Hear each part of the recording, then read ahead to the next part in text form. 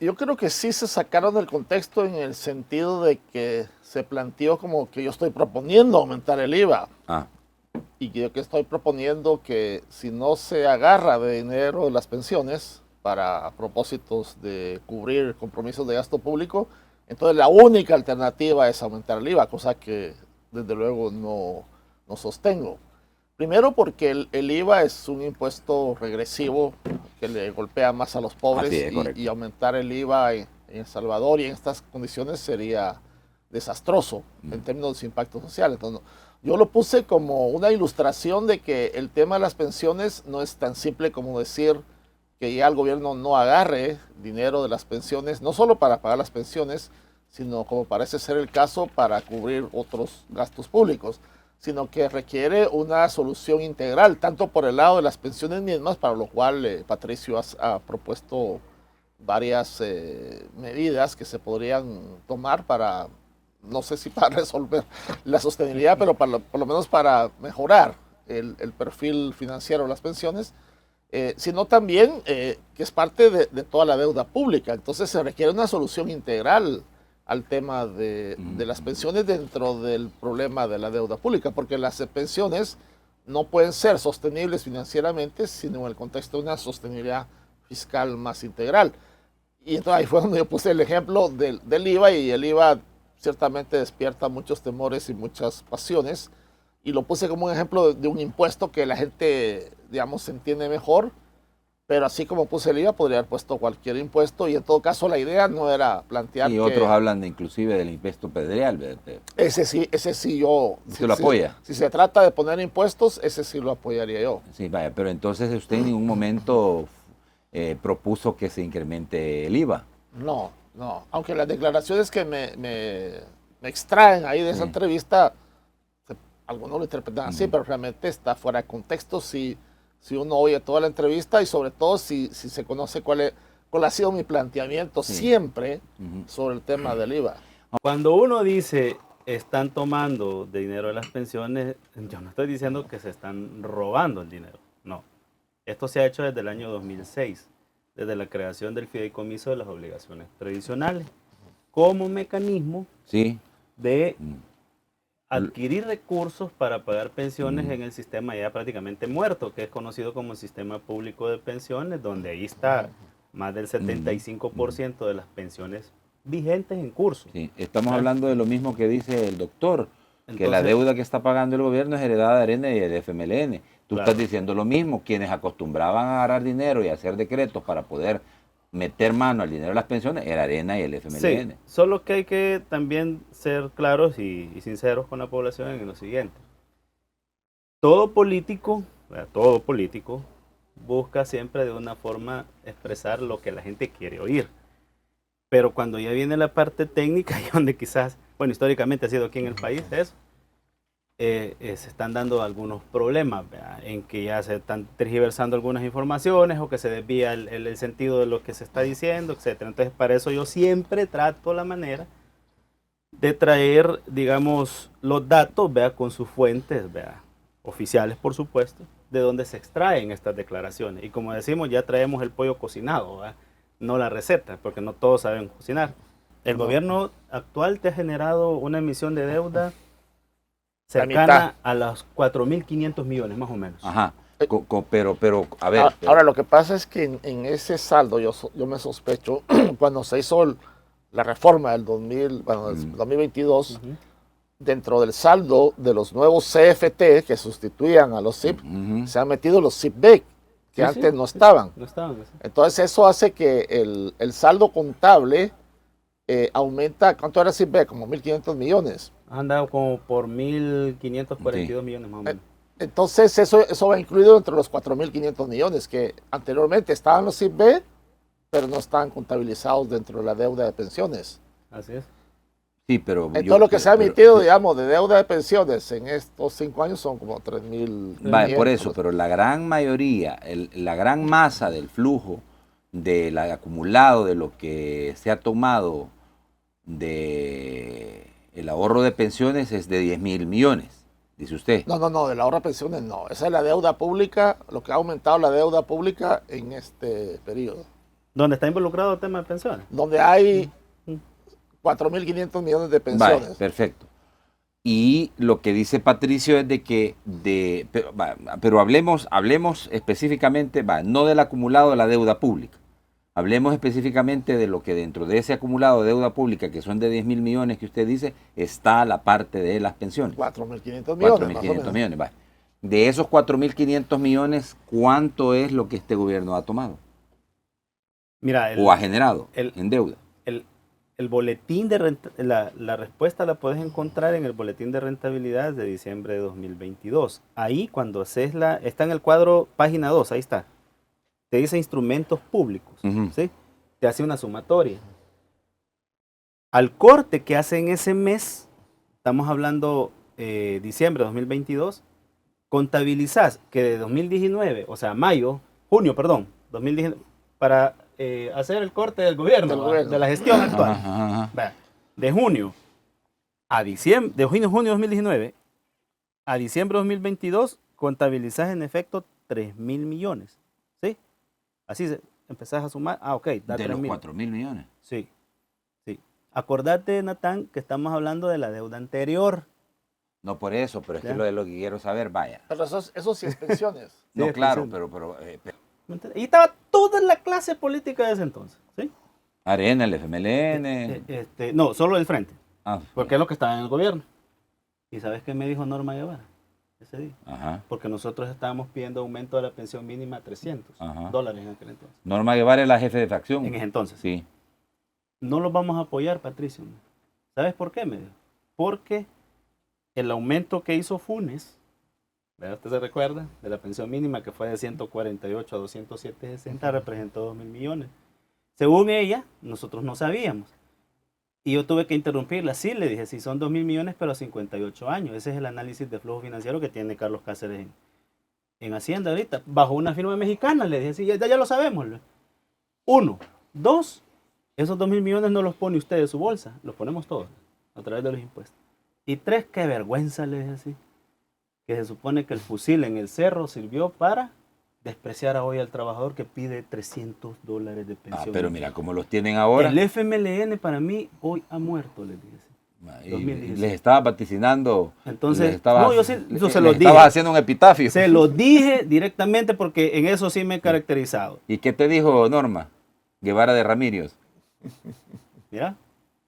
Yo en lo personal pienso que ningún gobierno, ni Arena, ni el... Debería de tomar. No, ni este. Debería de tomar.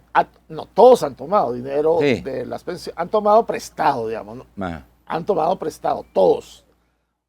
Yo en lo personal pienso que ninguno se ha robado el dinero. Digamos Vale. que ha agarrado ese dinero, ni aquellos ni este. Vaya. Pero lo que dice un señor Luers por ahí es de que se lo han robado. No sea, yo pienso que no sea. ¿Y sabe qué es lo peor? Porque digo, hay gente que se pone a opinar de todo esto y no sabe ni... Sí, vaya, ahora... Esa es la verdad. Porque yo no sé si leíste la carta del señor Luers, ¿verdad? En donde dice que Pero a diferencia de este gobierno, los anteriores no agarraron dinero de las pensiones para otros propósitos. Este sí lo está haciendo. Ahora, yo no digo que eso esté malo necesariamente. No digo que lo estén usando para propósitos que no son positivos. Pero vos decís, no hay pruebas. Pero si vos te estabas gastando, por poner un número, 500 millones en pensiones todos los años, y ahora te gastas 1.000 millones, ¿cómo explicar la diferencia? Está bien, paguen, pero liberen la información, ¿verdad? Abran las puertas para que los números, si es que nosotros no estamos pidiendo direcciones de residencia, números de teléfono, nombres, no nos interesa eso, son números. Y lo otro es que, como ya estamos metidos en el desbonche, busquémosle solución, pero busquémosle solución de manera... Vaya, pero siendo objetivos, todo este problema, todo este hoyo, todo este pantano que se generó y que verdaderamente ha complicado, porque los más afectados, doctor, así han sido los pensionados en última instancia, se pudo haber evitado si no hubiese iniciado ese famoso decreto 100 en donde se le comenzó a meter mano al dinero de los pensionados pagándoles una babosada, con M, por no decir otra palabra. Bueno, yo en realidad creo que el problema viene desde el origen, desde el sistema público de reparto que se armó que en 1950, 1958.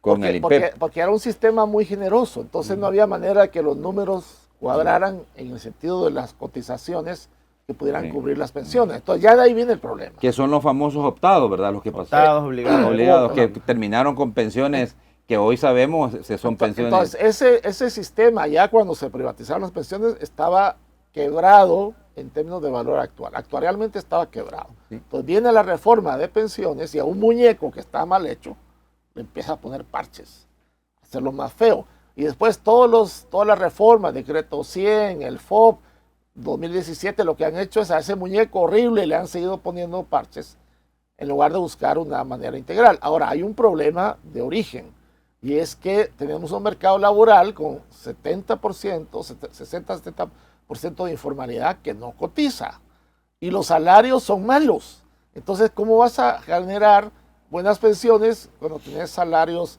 Tenemos el segundo salario mínimo más bajo en la región, después de Nicaragua. Entonces, ¿cómo con 70% de informalidad y malos salarios vas a garantizar buenas pensiones? No se puede.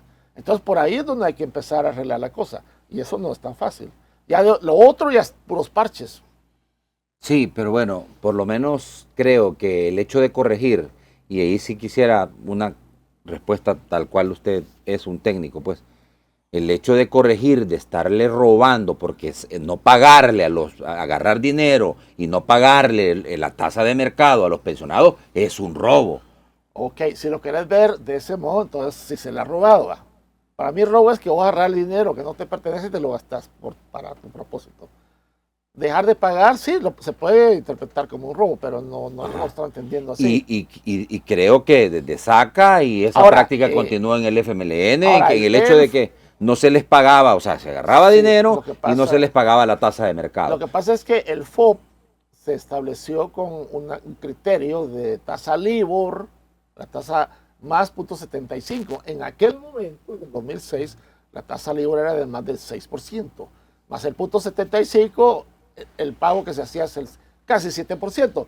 Luego viene el derrumbe de los mercados de capitales internacionales, se derrumba la LIBOR y ahí es donde, a base a esa regla, se llega a que le estabas pagando 1% porque la LIBOR cayó a .25 más el .75, pero la regla era esa. Y fue lo que los Cuatro Fantásticos en el 2016 le dieron la orden a la Asamblea, mire, usted arregle esto y le damos de plazo un año, claro. Cosa que ellos no arreglaron y luego vino la reforma de 2017.